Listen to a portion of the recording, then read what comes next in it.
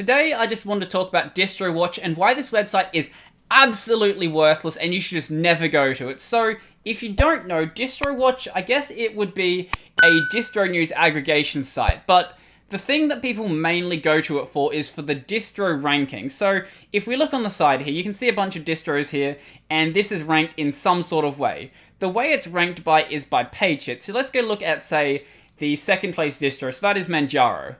So, as you can see, it has some basic information about it, like, say, that it's a Linux distro, it's based on Arch, where it's from, things like this, has some links like the mailing list and the forums and stuff like that. That's all well and good. But what's actually on this list here? So, as you can see, MX Linux is the top ranked distro. If you don't know what MX Linux is, that makes sense, because it shouldn't be the top ranked distro. Now, page hits is the way that this ranking is done by. And there's a serious problem with doing it by page hits. And that problem is that page hits is very, very easily gameable, especially if you know any basic stuff about how website design works. So obviously, you can set it up so only one IP address per day will be counted as one hit. But what if someone was to say, I don't know, use a VPN and then connect to 50 different countries? They'll have 50 different IP addresses. So that would count as 50 different hits. And as you can see, MX Linux, a little niche distro, is now at the top. Now, I'm not saying that anyone actually did this, but I think it's pretty obvious that MX Linux is not more popular than things like, say, Manjaro, Mint, Ubuntu, Debian, Elementary, Fedora, KDE Neon, Pop! OS, Arch, CentOS, pretty much anything on this list. I'm sure if you just ask someone who is fairly new to Linux, they'll probably list out one of these other distros here way before they do something like MX Linux, unless, I guess, their favorite creator uses MX Linux. That's probably the only time that that would actually happen, where they'd actually list that one first. Now, what is the actual problem with this? Because this might just be some meaningless list. Well, it would be if DistroWatch wasn't actually a popular website. But because that's not actually the case, what this website actually does is it creates this false idea of what the most popular distro is for a new Linux user. So say you're someone who knows nothing about Linux, and you look at this list and you're like, okay, well, MX Linux is clearly the most popular distro. So if I use MX Linux, then that'll have the most support, and it will have the most people who can help me out with little problems. But that's not really the case. Now, if it's something like Manjaro, Mint, Ubuntu, Debian, you'll probably be pretty safe with the support for those. But if it's some distro that's even smaller than MX Linux, like say it's Puppy Linux or something like that, and you use that as your first Linux distro, you absolutely could be fine. But if you do need support for it, it's going to be far more lacking compared to something that's actually popular. And the other problem with this is it just creates needless tension between the distros. Now, if you don't know what I mean, you probably just don't use Reddit. So, for whatever reason, there are people out there who actually care what other people run on their system, and they actually care about using, say, things that aren't popular, or only using the popular things. I don't get it, I don't understand it, just use whatever the best tool for the job is. But for whatever reason, those people exist. And when you have lists like DistroWatch, what they do is they just encourage these people to fight over literally nothing that matters. So say you're I don't know, let's go to the list and pick something from this. So say you are a Pop! OS user and you're talking to a Manjaro user, and for whatever reason, you actually care what the other person is running outside of like a little bit of curiosity. And this creates a fight over nothing because, hey look, Manjaro is the most popular distro. No, Pop! OS is better even though it's less popular. In reality, it doesn't actually matter, and this list is meaningless because if I was to just send 100 people with VPNs, doesn't matter what's on the list right now, I could just put like Void Linux at the top because that's all this list actually matters for. It doesn't actually show you distro popularity, all it shows you is page hits, and it just creates fights over nothing between people who have nothing better to fight about. Now, there's actually another problem this causes as well, and this is part of the reason I decided to actually make this video. So this has been fixed by this point, but if we look at Twitter right here, so DistroWatch was giving a direct link to the Elementary OS ISO. So this guy right here is the founder of Elementary. So that's why I've got his Twitter up. So basically, they were giving a direct link to the ISO file, which is pretty much circumventing their business model. So if you don't know, the way that Elementary OS actually works is when you go to download it. So if we look at this right now, they've gone and actually fixed it, which is nice. If we go to the ISO download, it's not even an ISO download anymore, it just says ISO on it, wherever this is actually on the page. Here we go. So we go to this, and there's a donation link actually built into the page where you can actually go and download Elementary.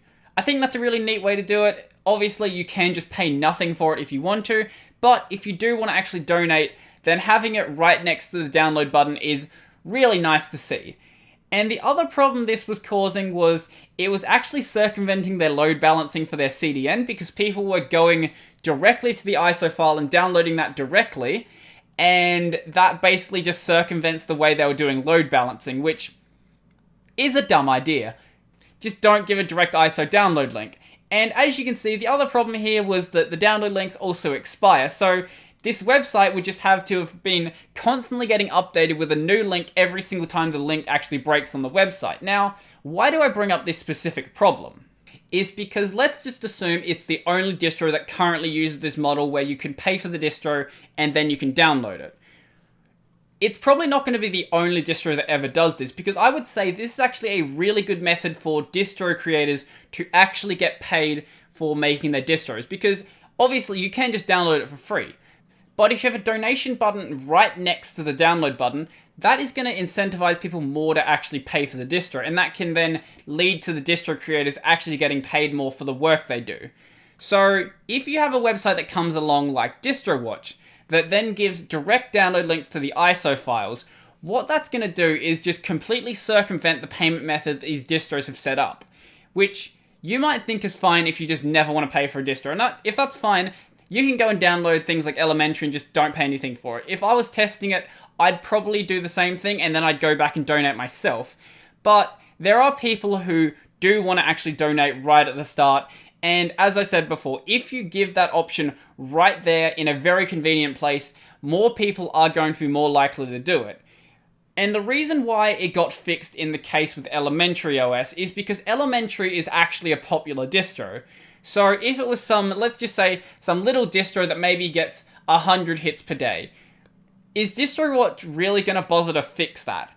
Maybe they will, maybe they won't. I haven't seen a case like that. Elementary has enough users where if the founder of the company says, hey, DistroWatch is basically circumventing our business model, they can make enough noise about it that DistroWatch pretty much has to fix it. So we've pretty much established that the direct ISO download link is a pretty bad idea, especially for distros like Elementary OS. Obviously for things like Arch, it'll be completely fine, but I imagine some other distros will have the same problems with their CDN, where if you link directly to the ISO download, it's just going to cause some weird load balancing issues. But what about this popularity list? Is there any way that can actually be salvaged? Now, there's two possible ways that you could fix it. The first one is with ISO downloads. So let's say we do it by ISO downloads instead. Let's say it's one ISO download per IP address per day. Well, doesn't this sound exactly like the page hits problem that we just talked about? And if you thought so, you'd be completely right, because all you have to do is have a bunch of people and just go and download the ISO with a bunch of VPNs, and you'll have the exact same problem, where you could put, say, MX Linux at the top, you could put, I don't even know what this is, AntiX at the top, OpenSUSE at the top, Puppy Linux. You could put literally anything you want at the top by just doing the exact same problem. And DT has actually tried to do this himself, where he tried to get Arch Linux to the top of DistroWatch. I don't think he ever got to it, just because not enough people were participating, but if you have enough people working on the problem, you can get literally anything you want to the top of DistroWatch, and it has absolutely no meaning. Now, the other thing it could be done by is by usage, but there's not really any way to track usage, and that's the biggest problem with that. So I don't really know how you could possibly measure distro usage, and distro usage is really the only thing that could actually be a useful ranking, because then you could say this is actually what is the most popular distro. I guess one way you could do it is by the number of articles and the number of videos and things like that that are actually put out about a distro.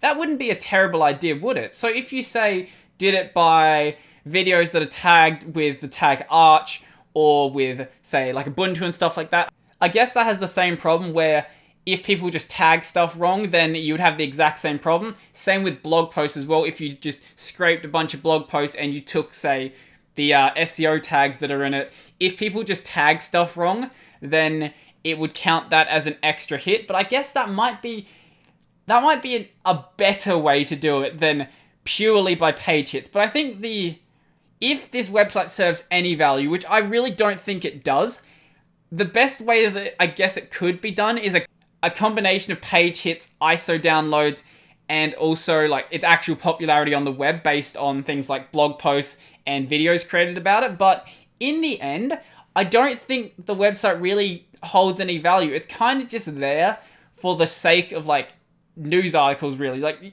a news site can come to this and say, oh, MX Linux is the most popular distro. To anyone else, that doesn't really serve any value, does it? Because unless you actually care what other people are using, why does it really matter what is the most popular distro?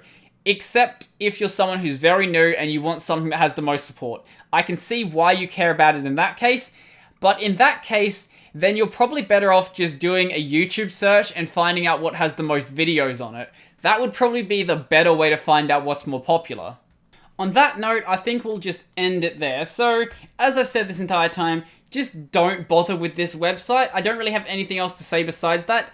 I think there are some other alternatives to this website as well, but I can't imagine that they have any value any greater than DistroWatch does. It's kind of just a pointless thing to just brag about to people that doesn't actually matter. So, before I go, I just want to thank my patrons. So, a special thank you to Joachim, Nathan, Tiki, Andrew, Platinum, Road, Tony, Oku, Larry, Ray, and Zilver. If you want to support the Patreon, there'll be a link to my Patreon down below, as well as my Amazon affiliate links, where you can just buy the gear I use to make this channel, or you can buy anything you want on Amazon. I'll get a small kickback for it. Also, remember to go check out my podcast, Tech Over Tea. It is available on YouTube and Library, and also anywhere you can find podcasts. Also, remember to go subscribe to this channel and ding the little bell icon down below. And remember to smash that like button and leave me a comment down below as well. So I think that's pretty much everything for me, and I'm out.